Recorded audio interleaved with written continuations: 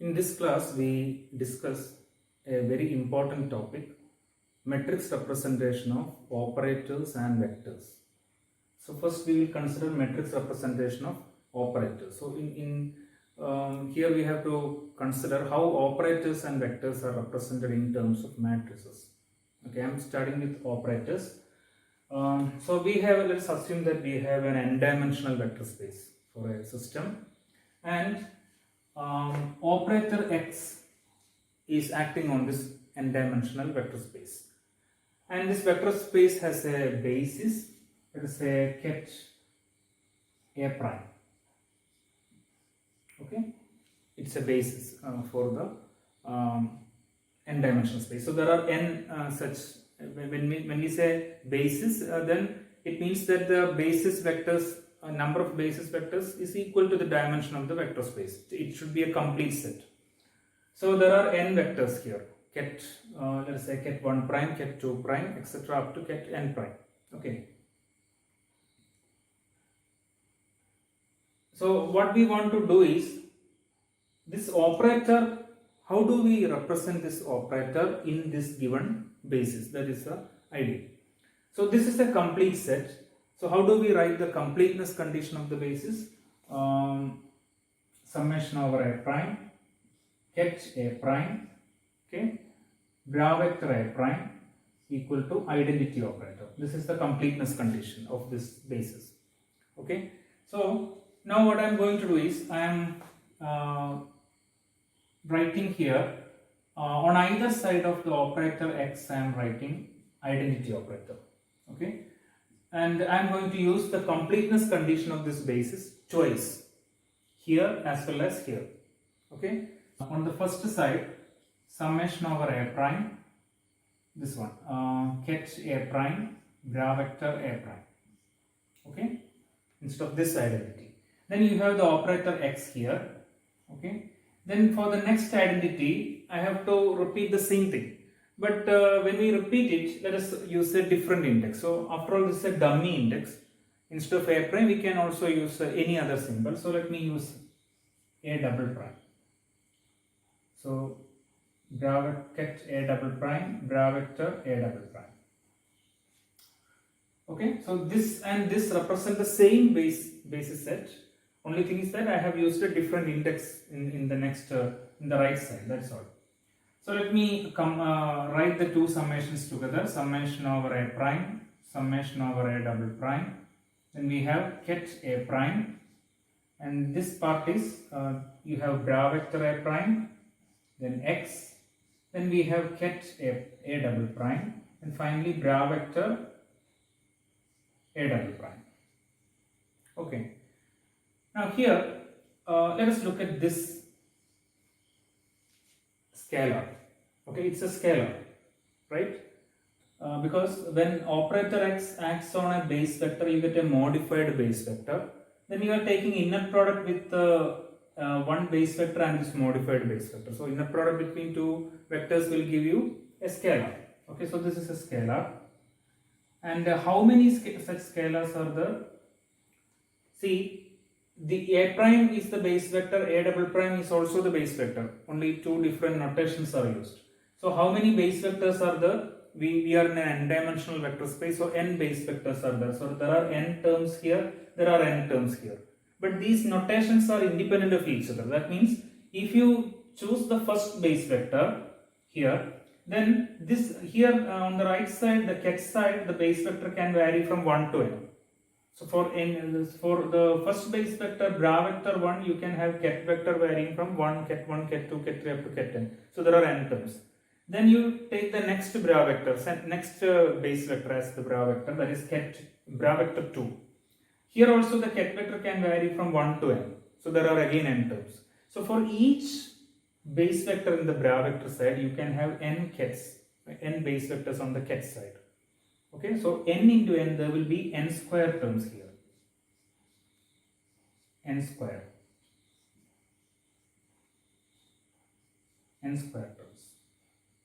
Okay. Now what I am going to do is I am going to write these n square terms as an n by n matrix. We know that n by n matrix with n rows and n columns, has n square terms. Okay, so let us write these scalars as an n by n matrix. So when I write such a matrix, okay, I am using this type of a notation for rows and columns. Okay, each element will be in this form, right? Okay, so for the convenience of writing in the matrix form, instead of a prime and a double prime, let me use another indexing like this: a I x a j. Okay, this I can vary from 1 to n, j can vary from 1 to n. So something like a1 x a1, a1 x a2, like that. Okay. Now here, this bra vector side, this base vector appearing on the bra vector side, its index represents the row index. For the base vector appearing on the ket vector side, its index j represents column index. Okay, so I am going to use this type of an indexing. So the first, the bra vector represents the row index, ket vector represents the column index, and this will be a matrix element. Okay, this we can call a matrix element of an operator in the given basis. Matrix element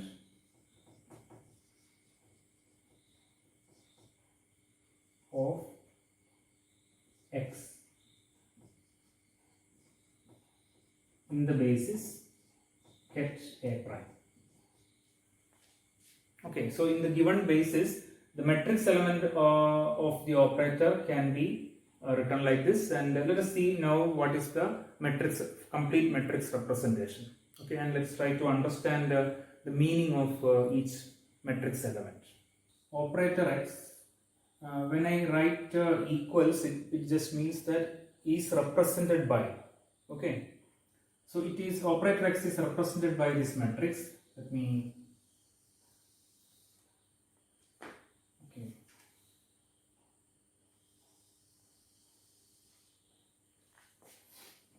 now instead of this a prime, a double prime, I am slightly altering it. I am using superscripts. Okay, like this. So the first term is a1 x a1. Okay, first row, first column. Okay, this is row index, this is column index. So let us write the okay, we can write the, we can write it in column form maybe. So the, let us look at the next row. Okay, first element of the next row. So the row index will change. So this will be a2 x a1. Okay, like that. And let me write the ith row here. So ai x a1. This is ith row, and this is the nth row. an x a1. So this is the first column. Okay, you can see that our first the bra vector is represents the row index, first row, second row, third row, ith row. Okay, so we need this generic ith row. We need, so that's why I am writing it, ith row, and finally nth row. Okay, and the column index remains same, a1. Okay, let us write the second column now. So the first row, second column. So we have a1 x a2, then second row. Okay, so this is the second column. Now the second row, a2 x a2. Okay, this is the row index. We are going to the second row, and but the column remains the same, second column. And in the ith row we have ai, this is I. Okay, ai x a2, etc. In the nth row an x a2. Okay, so this can go on. We can go to third column, fourth column, etc. Now here, let me consider jth column. Okay, jth column. So the first row, jth column, a1 x aj. Second row, jth column, a2 x aj, etc. Ith row, jth column, ai x aj, etc. Now nth row, jth column, an x aj. Okay, so we considered jth column, and how many columns will be there? The second ket vector, how many ket vectors are there? Ours is an n-dimensional vector space, so n kets will be there in the base set. So we need to go up to nth column. So first row, nth column, a1 x an. Okay. Then second row, nth column, a2 x an, etc. Ith row, nth column, ai x an, and finally nth row, nth column, an x an. Okay, this is our n by n matrix with n rows and n columns. Okay, so this we can see each matrix element, and this is the representation of this operator by a matrix. So an operator is represented by a square matrix in a vector space in a given basis. Okay. Now let us understand the meaning of these matrix elements. Let us look at the first column. Okay. Here, see the first column. What is the ket here? A1. See, the column index is ket A1. So what is happening here? The operator x is acting on the base vector A1, right? See, x is acting on the base vector A1. So when an operator acts on a vector, whether it can be a general vector or it can be a base vector, whatever, when an operator acts on a vector, in general the vector will change. So we get a modified base vector here. Okay, and so this is a modified base vector, x times a1, or x acting on a1, we get a modified base vector, and this is the what you are doing here, we are taking the inner product of this modified base vector with a1. Okay, inner product between the this base vector a1 and the modified base vector. So what do you get when you take the inner product between a base vector and another vector? See, I dot a. Consider the general vector a. You can expand it as axi plus ayj plus azk in a three-dimensional physical space. What is I dot a? I dot a is ax. So what is it? I dot a is what you get is when you take the scalar product between a base vector I and the general vector a, what you get is the component of a along the direction of the base vector, that is ax. I dot a is ax.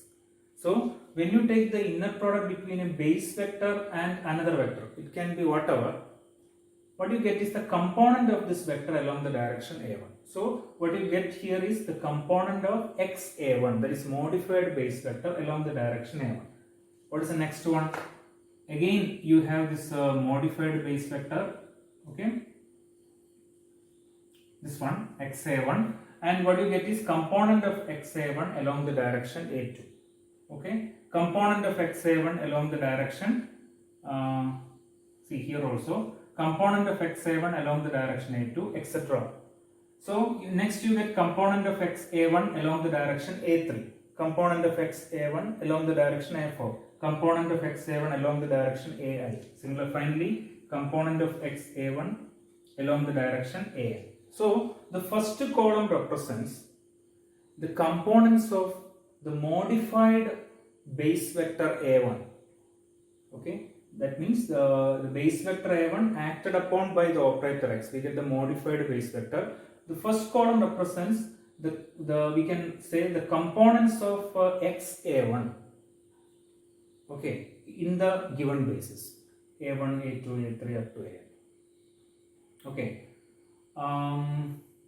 In other words, we can say that the first column represents the action of the operator x on the base vector a1. Okay, x a1. We get the different components of x a1. Now consider the second column.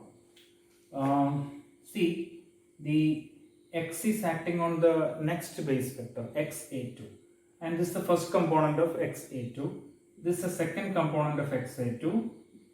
Ith component of xa2, nth component of xa2. So the second column represents the action of the operator x on the second base vector, and we get the components of this modified base vector, n components of the modified base vector. This is the jth column. So jth column represents the components of, the action of operator x on the jth base vector. Okay. And we get the components of the modified base vector aj. After x is acting on aj, we get the modified base vector, and we get the n components of the modified base vector. And the last column represents the action of the operator on the nth base vector, and we get the different n components of the modified base vector. So each column in the matrix representation of the operator in a given basis, each column represents the action of the operator on a given base vector. First column represents the action of the operator on the first base vector x a1, on the first base vector a1. So x a1. So we get the different components of this modified base vector, n components of the modified base vector a1. Second column represents the action of the operator on the second base vector a2. We get xa2 is the modified base vector, and we get the n components of this modified base vector like that. So we can understand this matrix representation of x column wise. Okay. Now let us try to understand what is the meaning of taking Hermitian adjoint of an operator. Okay. We have seen if there is an operator x, x dagger is the Hermitian adjoint. That is the notation. What is the meaning of that, or what is the meaning in terms of matrix representation? Let us see. See, if we have an operator x, okay,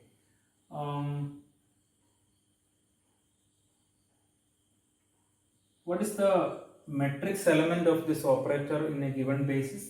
We have seen this a prime x a double prime.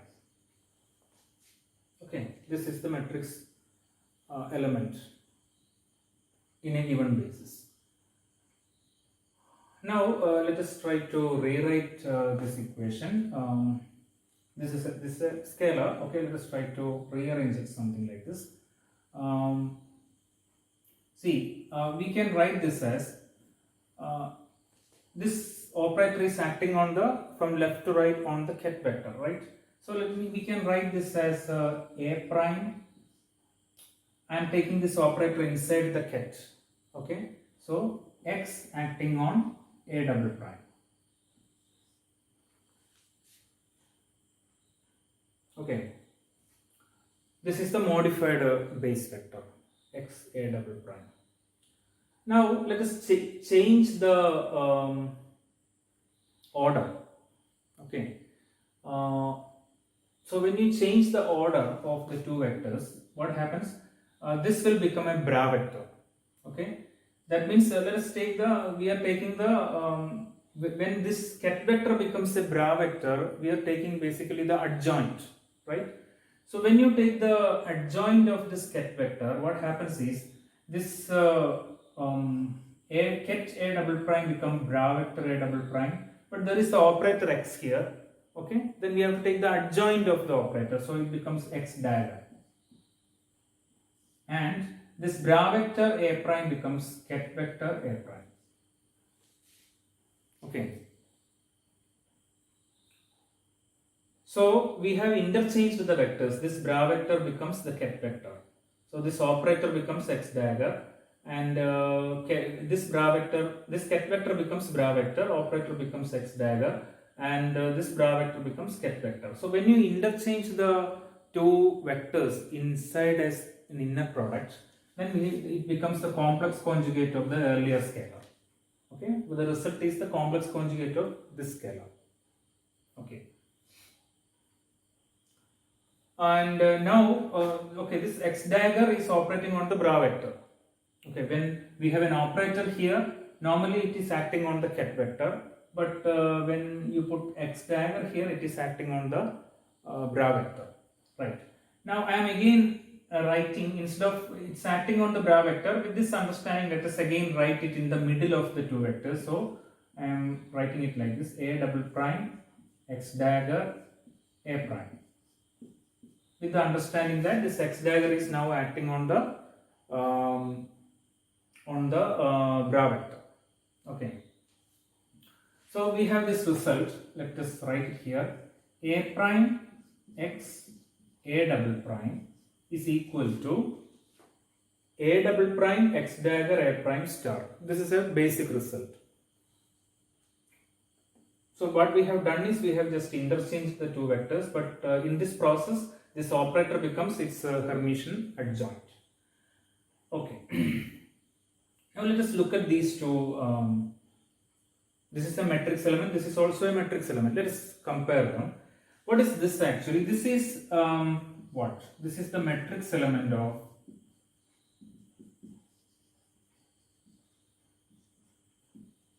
x, operator x in the given basis, ket a prime. And what is this? This is the matrix element of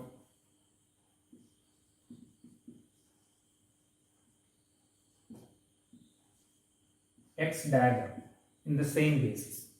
So this is the matrix element of x, and this is the matrix element of the Hermitian adjoint or Hermitian adjoint of x. Now what is the connection between the two matrix elements? Look at this matrix element, and how is it related to this matrix element? See, the row index here is a prime, it becomes the column index here. The column index here is a double prime, it becomes the row index here. That means if this is ijth element, this is jith element. So what does it mean? The rows and columns are interchanged. That means there is a transposition. Okay, from this matrix to this matrix, rows and columns are interchanged. That means we have to take the transpose. So transpose is taken. And there is also complex conjugate of this scalar. Okay, so transpose plus complex conjugate. That's what the connection between the two matrix elements. From this matrix element, if you take the transpose and then take the complex conjugate, you get this matrix element. Okay, so what is the connection between the operator representation of x and the operator representation of x dagger? From the operator representation of x, if you take the transpose and complex conjugate, you will get complex conjugate of each element.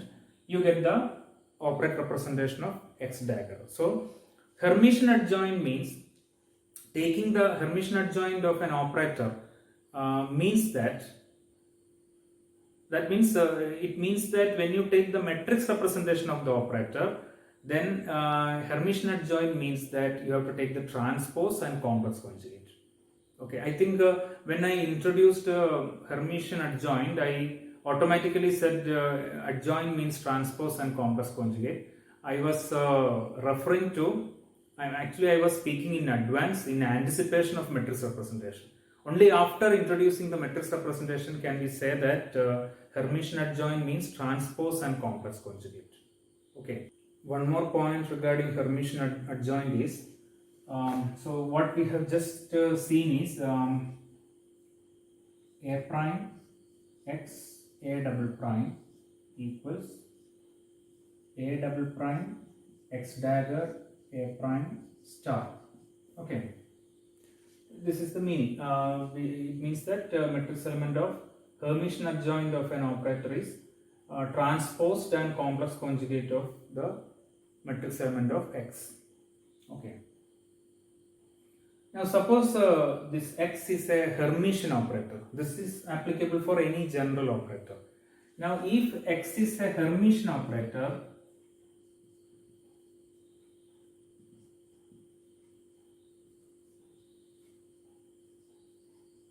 then we know that x dagger is equal to x. Then what happens to this relation? For a Hermitian operator, we can write a prime x a double prime equals a double prime. X dagger is same as x. So a double prime x a prime star. That's it. So this is a fundamental relation for Hermitian operator that we have seen in the previous class. Okay. And this has a further interpretation is possible. Left hand side I can write as a prime x a double prime, where x is acting on a ket a double prime. Whereas right side I can write as a double prime. Here x is acting on this ket vector, so x a prime star, which means if we interchange the two, we interchange the ket and bra vectors. This ket vector will become bra vector, x becomes x dagger, but x dagger is same as x, so and this bra vector becomes ket vector. So you compare these two.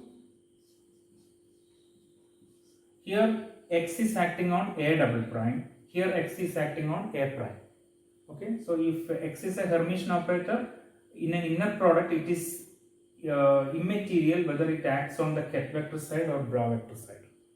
So we can use either this as the definition or this as the definition of Hermitian operator. We have seen this in one of the previous classes. We have discussed this, but let's again stress this in the context of the understanding that taking the Hermitian adjoint means transpose and complex conjugate of the matrix representation. Let the product of two operators is equal to another operator. Okay, x is an operator, y is an operator. You take the product of these two.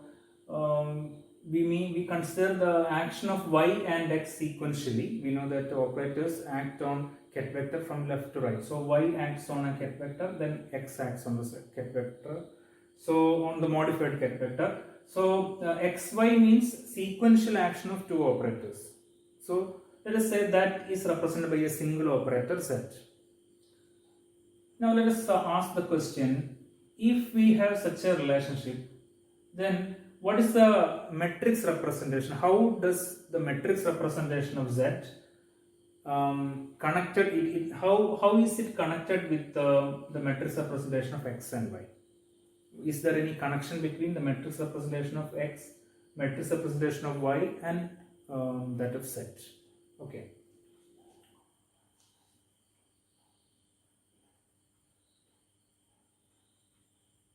Okay, now let us do it like this. Take the matrix element of z like this. A prime, z, a double prime. Maybe in this case, instead of this prime, I am using the superscript index. That is, let us say, ijth element of z. Okay, this is the ijth element of z. This is the ith row and jth column. Okay, so it's the ijth element. So we have taken ijth element of in the matrix of z. So that is equal to, we know that z is equal to xy, so instead of z I am substituting xy. So we have ai xy aj.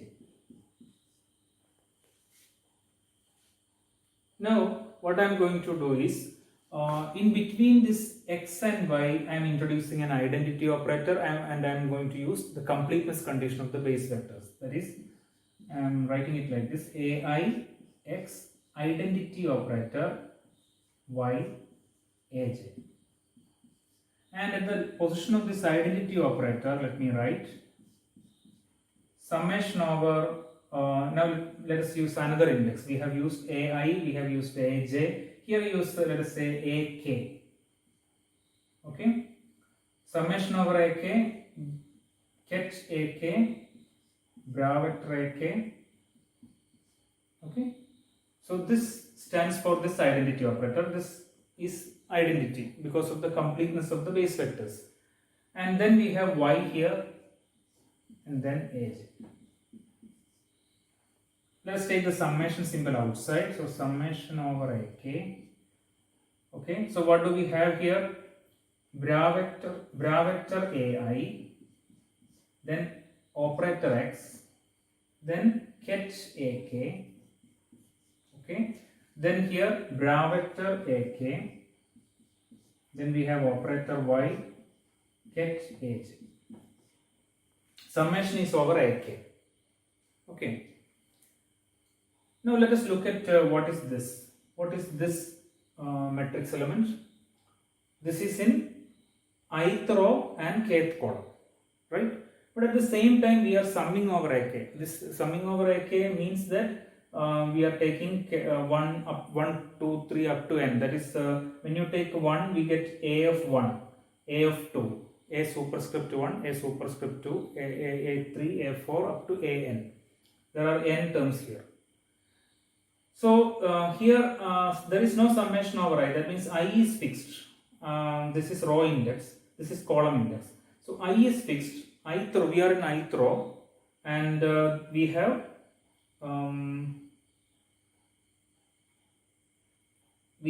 terms here. Okay.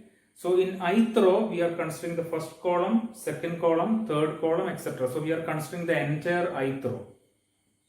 Okay. So we are considering n elements in the ith row.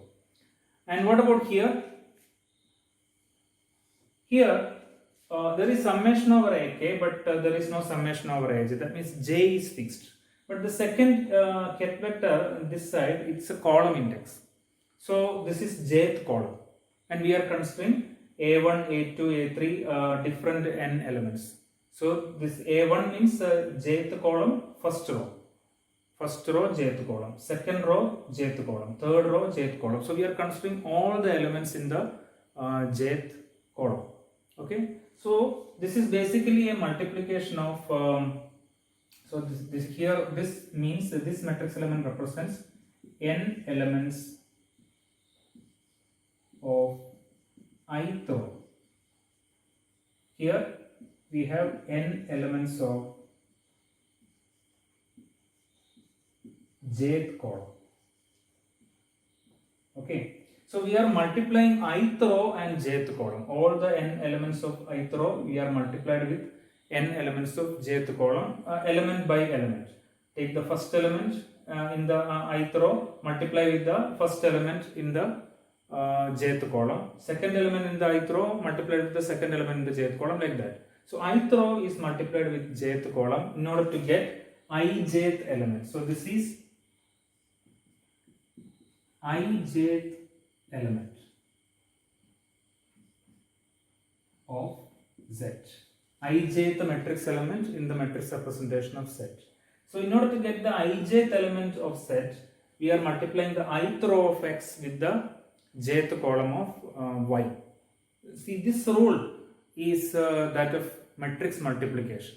So that means the matrix of Z, matrix representation of Z is obtained by multiplying the matrices of X and Y. Multiplying the matrix representations of X and Y following the matrix, usual matrix multiplication rule. Okay, this particular rule, multiplying ith row of X with the jth column of Y to get ijth element of XY. Okay, it's the same as matrix multiplication rule.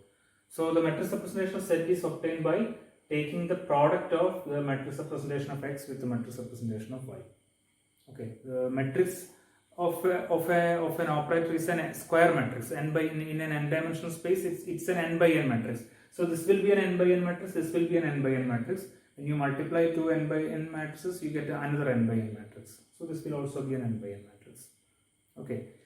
So this matrix representation of operators ensures that product of two operators can be automatically taken as a product of matrices of individual operators. Let us consider the matrix representation of an operator in its own eigenkets. What is the special way of expressing the operator in its own eigenkets? The base kets are eigenkets of the operator. That means if we have an operator A, then in our base kets A A prime is A prime times A prime. It is this A prime is the eigenvalue and this is the eigenket. Okay. So these eigenkets are, suppose this operator is a Hermitian operator, then these eigenkets form a complete set and they can be used as a base ket of the vector space. So in such a case, what is the representation of the operator? What is the matrix representation of the operator? So let us start with let us say A. As before, I am introducing both sides the identity operator, and instead of the identity operator I am invoking the completeness condition of the base case. So here summation over A prime, ket A prime, bra vector A prime. Okay, and then your operator is here, and instead of this identity, summation over A double prime, ket A double prime, bra vector A double prime. So if we take summations together, ket A prime, bra vector A prime, operator A, ket A double prime, bra vector A double prime. Now look at here. A operating on A double prime. Remember, these base kets are eigenkets of the operator. So A operating on A ket A double prime is simply a scalar A double prime, which is the eigenvalue, times the ket A double prime. Okay, so here I can put that. So summation over A prime, A double prime, ket A prime, and here this you can write here A double prime into A prime, where A double prime is a scalar, and this scalar, remember, this scalar this scalar comes from the ket vector side. Okay, so when you take it outside, there is no change. That is one way of looking at it. Or we can say that these operators are Hermitian operators. Their eigenvalues are real. Okay, so there is no complex conjugation. You can take it outside. So this A double prime comes out. What is remaining? You have bra vector A prime, ket vector A double prime. Okay, as the result of operator A acting on ket A double prime is A double prime times ket A double prime. That A double prime I have taken out. Then only ket A double prime remains here. Then bra vector A prime is also there. Okay. Then finally you have a bra vector A double prime. Now look at here. This is the inner product between two different eigenkets. Okay. They can be same or they can be different. That means A double prime can be equal to A prime, or A double prime can be different from A prime. So these when the inner product between two eigenkets gives you these eigenkets are eigenkets of a Hermitian operator are orthogonal to each other, and you can also normalize them. So this is actually the orthonormality condition delta A prime A double prime, which this is Kronecker delta. So when a Kronecker delta appears in a summation, then only one term in the summation is non-zero. So you can apply this in the case of either this summation or this summation. Okay, any one summation will go, only one term will remain. So let us take this summation over A double prime. In summation over A double prime, only one term will be non-zero. Which term? All the other terms which is not equal to A prime will vanish, because this Kronecker delta will become 0. So only one term for which A double prime is equal to A prime will be non-zero in this summation. So let us consider, okay, the first summation will remain summation over A prime. Okay, and in this summation you have to put only that term where only that term will be non-zero, where A double prime is equal to A prime. When A double prime is equal to A prime, this term will be delta A prime, which is 1. Okay. So what is the other terms? Already you have an A prime here. Okay. Then when ket A, this summation over A double prime, this A double prime is equal to A prime, you have to put it here and here also. Okay. This term will be 1. So here you have A prime. And here also you have bra vector A prime. Okay, let me rearrange this as summation over A prime, which is a scalar, a real scalar. Okay, it's an eigenvalue. and this is ket A prime, bra vector A prime. This is matrix A in its own base ket. Okay, this is the projection operator, so you can write it as in this form also, summation over A prime, projection operator A prime into A prime. That also you can write, or this. So this is a simplified, a simpler form compared to the earlier form that we have seen in a general ket. Okay, compared to that, here it is still an n by n matrix, because we know that this will be an outer product, and outer product will be an n by n matrix. So this is represented by an n by n matrix, but the format is very simple. That's the idea. So summation over A prime, each eigenvalue multiplied by this projection operator. Okay, you have to sum over all the eigenkets, all the base kets. So this is the form of an operator in its own eigenket. So when eigenkets are acting as base kets, okay, eigenkets as base kets, then they have a particular name. It's called eigenbasis. Eigenbasis. So the form of an operator in its eigenbasis is this.